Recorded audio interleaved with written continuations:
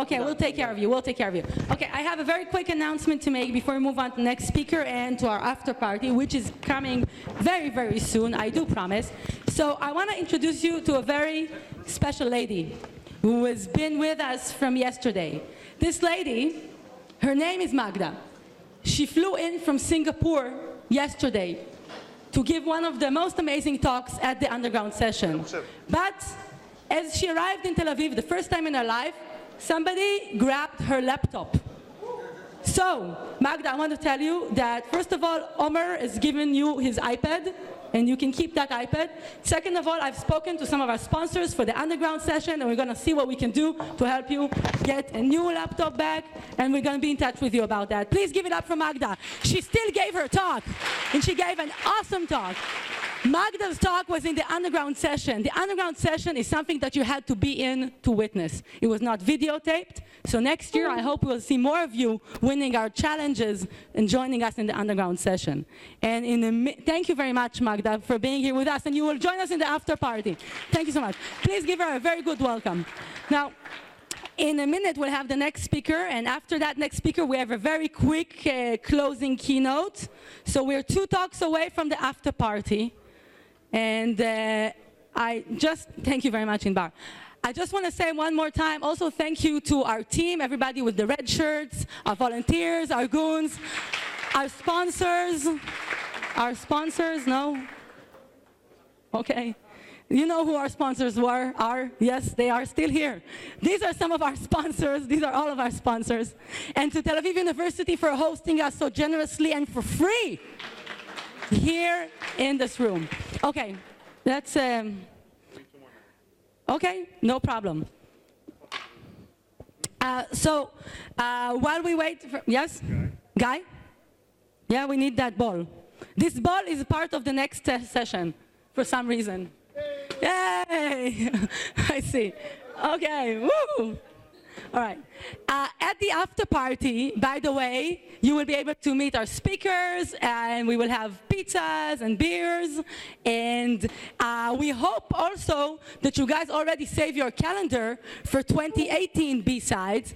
And we want to hear from you after the talk is done, after the conference is done. We want to hear from you on our Twitter. We want to hear from you on Facebook. You can send me a fax to my Instagram. No? Okay. Some of you are still alive. Some of you think it's actually a thing. No, fax to Instagram is like the new Snapchat. Seriously. Exactly. You ready? Are we ready? No? Okay. I will tell you more about Snapchatting, which is a thing I've never done in my life. There you go. So remember that I told you before, a few minutes ago, that I love whenever a speaker returns to BSides. So we have another amazing speaker that is returning this year, my good friend Moshe.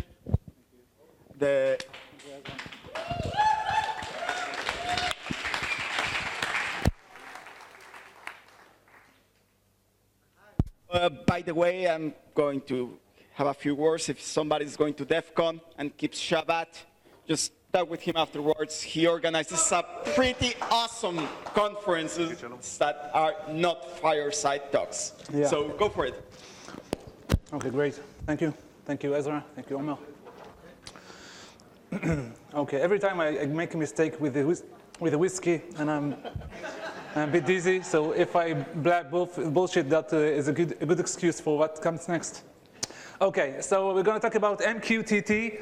It's a word I've made up. It's a protocol for IoT. IoT devices and many others. I think it's fun. I think it's profitable for hackers, so it's here. My name is Moshe Zioni. I'm from Verint. I'm a security research manager. My AKA Dalmos, if you like. I also, as I said, running the ShabbatCon 3 years in a row. So if you're coming to DEF CON, thank you. If you're coming to DEF CON and want to spend the Shabbos with Shabbos meals and maybe even prayers, Sefer Torah, etc., I'm the address for that. So anyway, thank you. Now come. Okay, so this is it.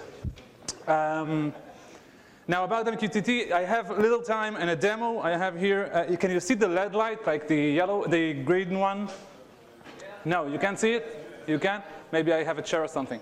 Anyway, so this is part of the demo. It will stay there. It won't move from there. And hopefully, the demo gods will be with us today, and it will be fine. Afterwards, I tell an anecdote about Karen, but it's not now. Okay, so let's start. We're going to talk about MQTT. What is MQTT? What is the utilization for it? Some usage. Yeah, thank you, Inbar. Fun and profit with it, of course. We're going to talk about recon, about enumeration, and all the way up to remote code execution, which I know some of you drew over. So hopefully it will be okay. Oh, thanks. There's the chair too there. Right. Okay, and lastly, we will have a Q&A. Hopefully a couple of minutes or so. Okay, so MQTT. Message queue, telemetry, transport. It's very similar to MQ if you know MQ from another project. It's a dumbed down version of MQ in some sense. It means that you connect IoTs to provide them with the communication ability between them. You have one broker central. It can be many, but at least one broker. And at least two sensors or devices, whatever you have, that connect to this broker and communicate with each other. The promise is pretty basic. I will do it quickly as I can. Hang on for a second. We have like 4 terminologies that we want to remember. Now we have publisher, we have subscriber, we have topic, and we have a broker. So a broker is usually a server. In this case, I have a Raspberry Pi that will behave as a broker for me. And the broker is a small computer, maybe a big computer, that will engage with all the orchestration between the two and mediate between the clients that connect to him. So the clients that are connected in our example is a sensor, let's say a temperature sensor, and a mobile device that can be, of course, it's not an IoT, proper IoT, but it can talk with MQTT for several reasons.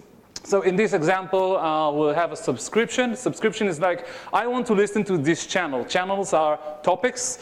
Topics have some kind of a hierarchy that we'll cover off in a slide or two. So I want to hear about weather/TLV. Now, it's a subscription.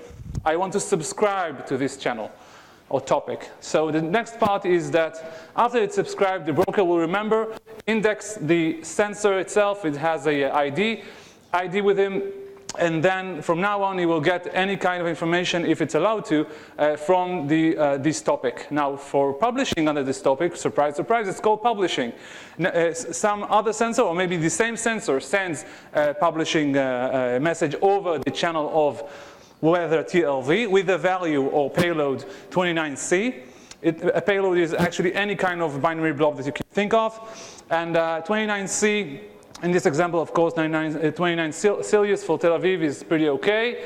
And then the next part is the broker will mediate between the two, meaning that he will get the value from the publisher, will think who need to publish to, and he will publish it to the mobile device that requests to be subscribed. Now again, many sensors can be subscribed, so we have a multicast-like situation in there.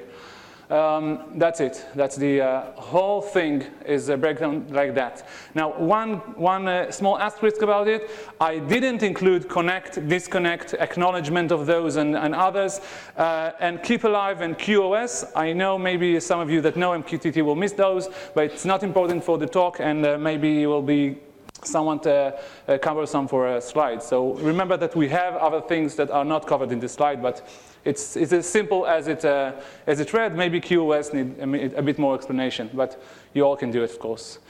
Okay, so just to break down a hierarchy, we have a weather TLV, just sample, and then a humidity or temp. So we have in this example, let me check where is it. Oh, yeah. So in this example, we have a weather TLV, which is a subtopic for weather. Weather TLV and weather TLV humidity. In some cases we have weather TLV temp, and et cetera, we can make up as we go any kind of topic that we want. The important thing to keep is that we have a hierarchy. It will be very important if you want to use wildcards. For example, we have TLV humidity and TLV temp.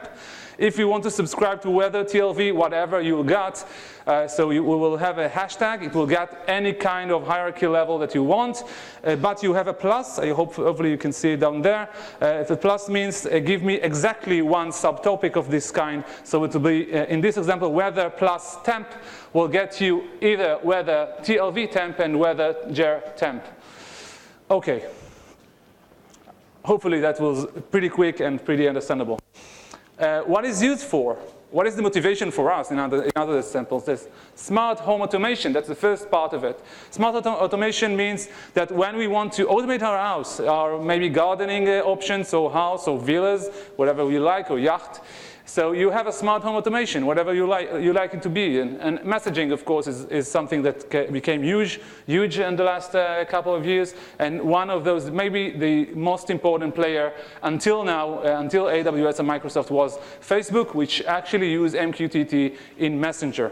They are the longest, I think, the biggest and the longest preserving MQTT units as a whole in the world. And now AWS got really into IoT, and the prime protocol for them is MQTT. And you have other protocols, but MQTT is the most prime. And the Microsoft IoT Hub, which is exactly the same, but in Azure. So you have IoT clubs within them, so you can connect from the cloud to your house and connect everything to it. Wow, is great. Okay, so home automation, it means that you can automate it all. You can connect to your cat feeder. You can automate your audio, your maybe shades into when you sense something inside with the sensor. The sensor sends this kind of light is shading the house, and then you pull out the shades or whatever you like. You can automate it all. Now, usually when I tell it to people, I have two kind of reactions, only two. The first one is, oh, that's awesome. I can feed my cat when I'm abroad. I can make the Roomba clean the room only when the child is getting out of there. Everything is magical. The future is here. The other one is that. I will read it without the profanity. When the F did we all become so effing lazy, what the actual F is this crap? Well, I think that it exposes much of Fenrir's reaction to that. And it was a reaction like a week ago for AWS Summit, which was actually in Tel Aviv. And there was Philips that actually covered with the AWS IoT cloud service their lighting at home. Of course, the lighting at home is the most naive type that you can think of. As it's a vanilla type of home automation that you can think, and many vendors use this kind of maybe lame, but actually very successful term for what you can switch on and off, and that's it. So this is the two reactions that I always get from people. Now, for security, this is the security model. The authentication is pretty complex, actually. You can reach by, the MQTT is a protocol which is well standardized nowadays, and you can read it online. And it has TCP or WebSockets. For now, it's only plain text, but you can use a password, again, plain text, unless you are using TLS. And when using TLS, there are complete instructions how to use it, like a TLS spinning, which is great, right? And you have certificate, client-side certificate, which is also great. We always push into client-side certificate. But we'll get to the but in a one slide over. Permissions for those topics, we can go by per topic and per method. For example, Jacob can reach the topic of weather TLV and subscribe to it, but only Melanie can publish to the weather TLV. Okay, so you can do a permission model. There is a per QoS, of course. I'm just mentioning it for a completeness of this slide, but I won't talk about it. Okay, on the other side, you have the insecurity of the same model. And the insecurity, I'm afraid to say it's pretty massive, in my opinion. First of all, many devices are small. The device that I'm holding there is just a switch on and off. That's it. Very small in power, very small in memory. They can't actually use TLS so good. TLS is an experimental feature under this kind of device, and it's not expected to anyone unless you are a developer to use it. So you can guess that many devices won't support TLS out of the box. You need to hack it out in order to do so. And mostly need to be attack savvy in order to configure, because if you like to think about client certificate distribution and how you update those and how you monitor those and how you maintain all those IoTs around the world, it's pretty crazy for a single person and or maybe even a team. And of course, when you don't have a centralized management for those all, it's a big problem. So it's pretty hard to operate, although the protocol itself is supporting all kinds of happy, joy protocols. The second thing, which is much more severe in my opinion, is that permissions are set on the broker side, on the server, but topics are decided by the device, and the broker can't know unless there is some kind of protocol between them, can't know what are the topics that are residing within the device. So the manager for the broker needs to put in manually for now. There is no standard for automatic negotiation between them. Manually need to enter the topics that he or she knows of, and what kind of permission model he needs. That's pretty crazy, because you can't know whatever the device has, what kind of weird topics you will have. You won't know the effect of each topic, what is sensitive, what is not sensitive. So that's a pretty big disadvantage for using MQTT nowadays. Hopefully in the near future, maybe we'll see some standard. I guess I'm not the only one that's seeing that. And it's authorized by default, meaning that when you install broker, like open source broker, a very popular open source broker called Mosquito, it's out of the box by default. All topics are open. The only thing that the broker does is to negotiate and to maintain the actual values for each topic that is getting out and in. But you can make up as you go any topic that you like. And super protected channel doesn't mean protected broker, and many used to think, of course, that it is not true. The perfect example for it, anyone that did penetration testing knows, and it's a cliche, but it's true, that the client says to you, okay, we fixed the SQL injection. How did you fix it? What is the answer? We put TLS inside. So this is, we heard about it many times. Don't laugh, that's mean. But you know that's true, right? You know that's true, that in actual answers that you hear back as a consultant, or as anyone that needs to design for architectural, security architecture for any kind of software, and you hear it a lot. The confusion between in-transit encryption and on-storage encryption is huge and needs to be a bullet on this slide, and that's why it's there. Okay, so we talked about the insecurity, but there is one more thing that I want to mention. IoT devices, and not so different from other devices, but IoT in specific has the best kind of vulnerabilities. What are those kind of vulnerabilities? Shout out. Unpatchable. Unpatchable, that's great, but I'm looking for another answer, but it's the second one. It's features. Okay, you have features on IoT, and it's a feature, it's going to stay there. Okay, that's the purpose of it, that's okay, and you have no one to call to if you think that this feature is really sucks. So those are features on those devices, and I will, in a second, we'll get to it. Okay, so those features, let's look at some fun and profit for those features. Okay, first of all, if you want to scan out the internet or any kind of client or anything like that, of course, we are looking at the ethical hacker side. We want to scan something, we want to know the default ports for it. So you have TCP, you have a default port for TCP with SSL, we have a default port for WebSocket, and WebSocket with SSL. I don't need to read the numbers from the slide, of course. And you have, of course, Shodan docking. I just clunched together Shodan and Google docking, excuse me. You can look for the servers MQTT, which currently resides with like 35,000 brokers on the internet. Free brokers, everyone. You can break into them. Okay, so no, I'll never do such a thing. No, never. So MQTT is a pretty sure without many false positives if you look for exactly brokers. And the ports, of course, and Mosquito is a pretty sure thing. I will get you a topic list in a second. So LSL, by simple docking, you get like 10,000. I received more than 100,000 devices. That's crazy number of devices online that's unprotected and is very, very dangerous. And if you like bots, if you need bots, that's a good way to start your day. Okay, so let's get into topics. Banner grabbing. If I want to know what kind of server is holding the broker, what kind of version or what kind of software is on the broker, I can call the $sys/broker/version. That's a standard. You will find it. You need to find it on any other broker that you will find online, and it will need to get you the exact version for it. Some are giving you just the version, and some, like Mosquito, gives you Mosquito version. If it's just a version, from my experience, it's usually what's called Hive MQ, is the second in order of popularity for brokers. So that's the first step. The $sign I will get you in a second. There is a special order for this $sign. And this is the full list of $signs sys topic tree on brokers, and in specific the brokers for Mosquito.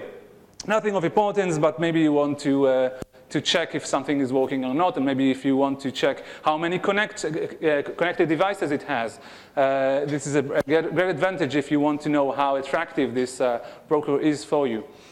Okay, so we talked about it because topics are actually hard to enumerate. You can't just ask a broker, give me all your topics, because as I said, he can't know what all the topics are, and the QoS can affect also what kind of topics he remembers.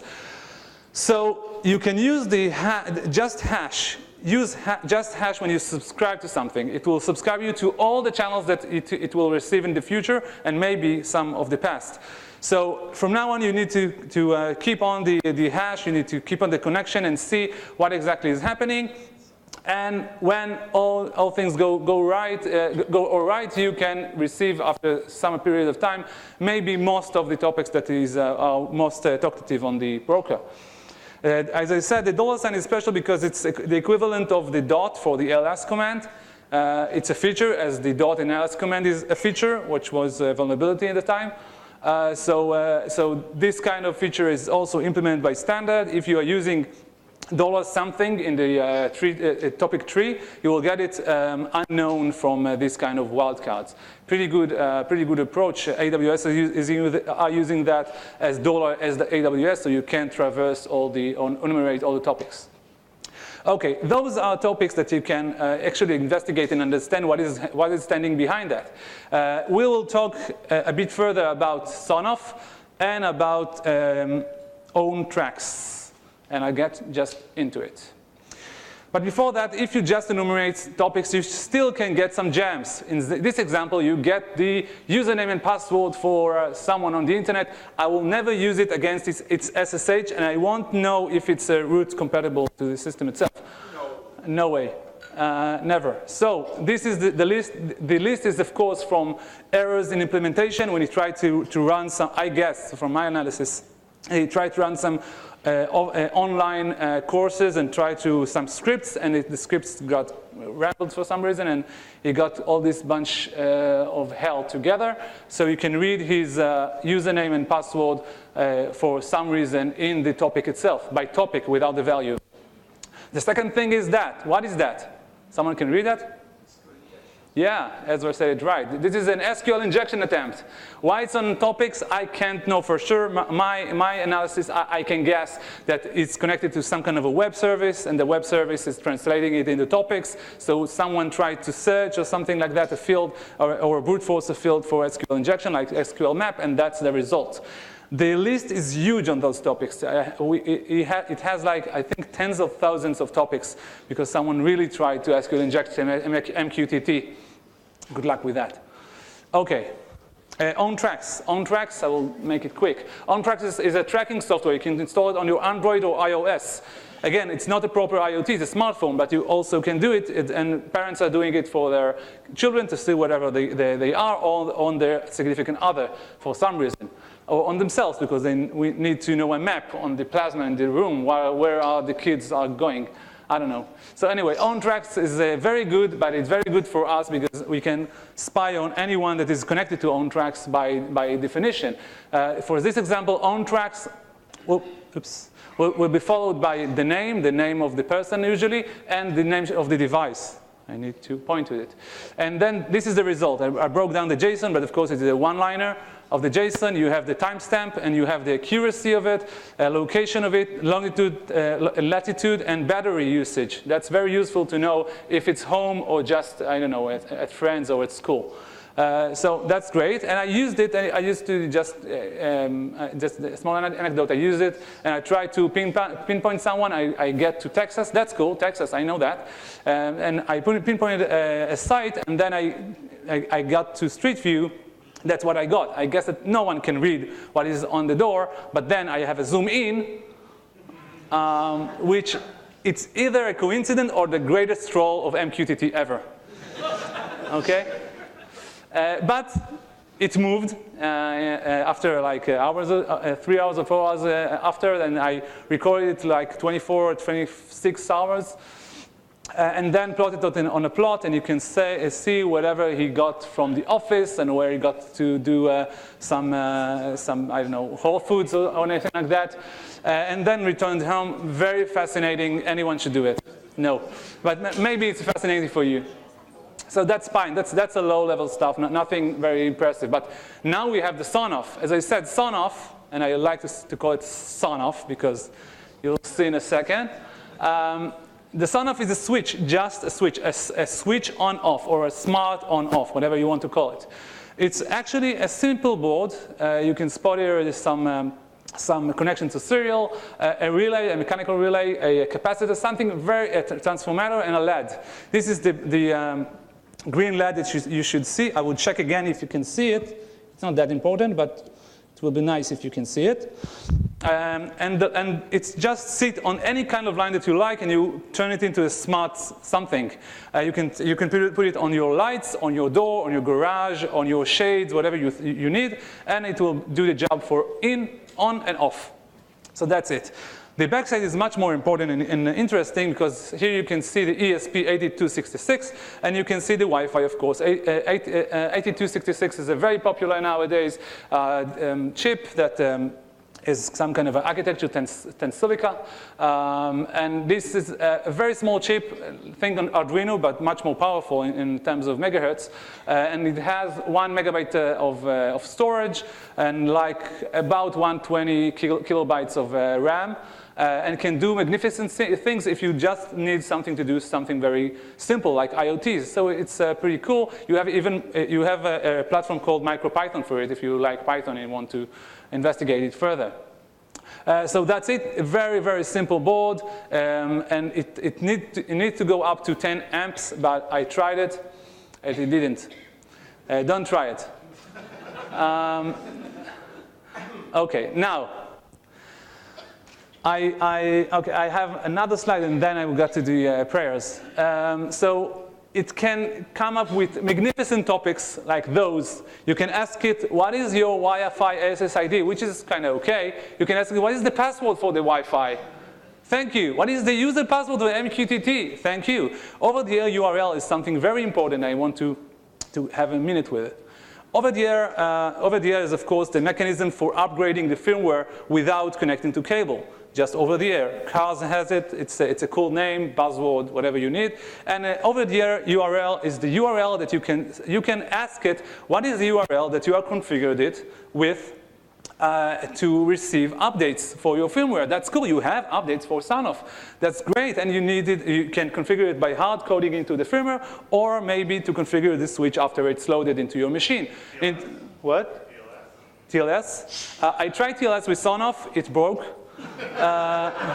So I didn't get I say more than that. It uses HTTP 1.0. And it can resolve 301, 302. It's moved permanently or moved temporarily, and I couldn't use the demo until I figured I need to dumb down the connection for HTTP 1.0. Don't use it HTTP 1.0, kids. It's dangerous. So OTA URL is giving you the URL that is configured with. But let's say man the middle for those will be hard because you are on the other side of the globe and you are not near the machine anywhere on the connection. Let's say that. So maybe we'll try something else. But before that, we have over-the-air trigger. We can trigger the over-the-air upon request. That's cool, right? You need to have this kind of mechanism. But then again, when I try to publish to the OTA URL, it saves my URL. I publish a new URL, and it saves it on the son-of. So I can change whatever URL I need. Now, why the Wi-Fi is very important, Wi-Fi SSID and password. Why it's important? Because when I'm looking to change the firmware, I need it to be hard-coded with the SSID and password for the local site. If not, I will not have a connection back. Unless I'm waiting for the human that sits there anywhere in the apartment and configure it by hand, understanding that he doesn't have a connection for this device. So when I have Wi-Fi SSID, Wi-Fi password, I need the OT URL to be changed, which I will, and then trigger the upgrade. And all of this thing need to go right now on stage. Wish me luck. Okay, so a quick repeat, request SSID and pass. I won't show you the pass, okay, cheeky bastards. And then compile evil firmware with hard-coded values. I pre-compiled the firmware not to waste time. It's like a minute, can take a minute or so. And publish OT URL link to point to your evil firmware. It's there on the cloud. And forcefully request an OTA upgrade. After this, I will have a connection to the machine because that's the only way to receive remote code execution. There is no code execution unless I have some kind of a memory corruption, and I need to know the architecture and then build up a payload for that, which is kind of messy and hard in this situation because it's an obscure technology for architecture. But I can take up the firmware and compile it and have a full-blown remote code execution by firmware upgrade. Okay.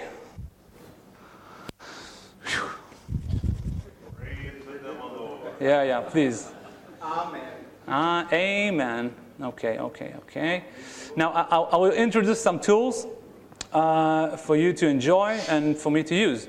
The first tool is MQTT-FX. Is a pretty cool Java, why I don't know, Java-based tool which will give you a nice interface to locate and to use MQTT over networks. You have many clients, by the way, and just chose 2. And the second one is the MQTT Lens, which is actually a Chrome extension, was a Chrome app, and now it's Chrome extension. MQTT Lens, again, very useful for me. Now I'll try to, oh, no. Don't tell me it's disconnected. Everything can happen. Yeah. No, it should be okay. Just a sec. I will check. Okay. Technology.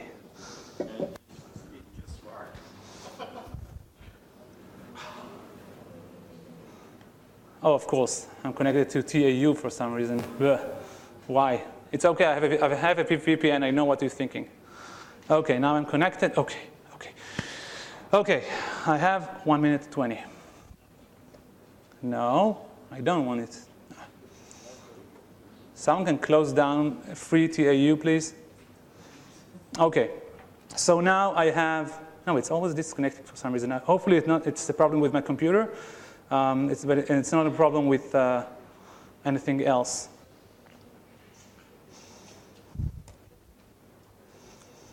Okay. Excuse me for that. And here, I will have the connection back. Okay, that's a remote site that I will use. I will show it in a second. First of all, I will show you the MQTT Lens because I want to do a request for the SSID. The reason that I'm using MQTT Lens instead of the other one is that the other one will not have a null payload for some reason, and it will compromise the whole thing. So I did an SSID. Oh, forgot to show you. So I won't extend it so it will be clear for me as well.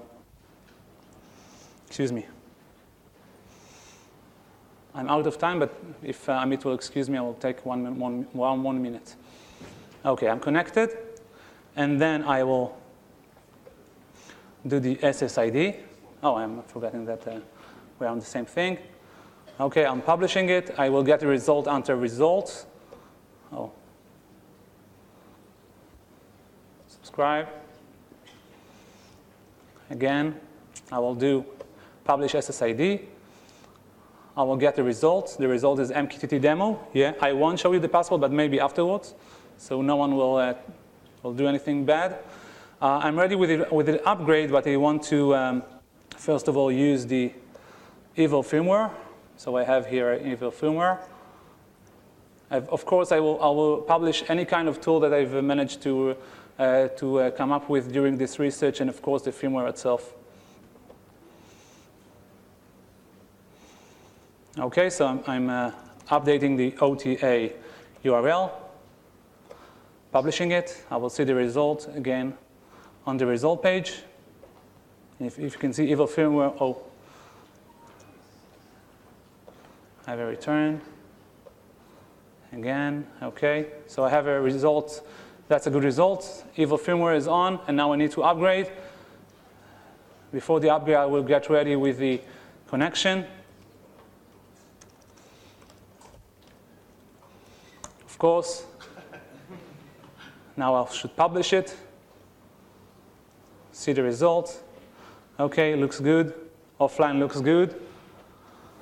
And of course, I will retain, if it will be okay, I will retain any kind of functionality over it. I use the same firmware, just upgrade it to be evil. So the client will not notice a thing. Please, please, please. It will take like 20 seconds.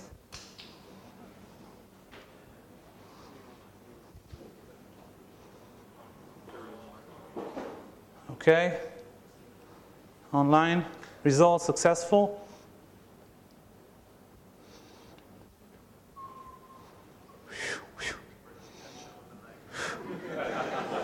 I can't stand it. Restarting, yeah. Okay.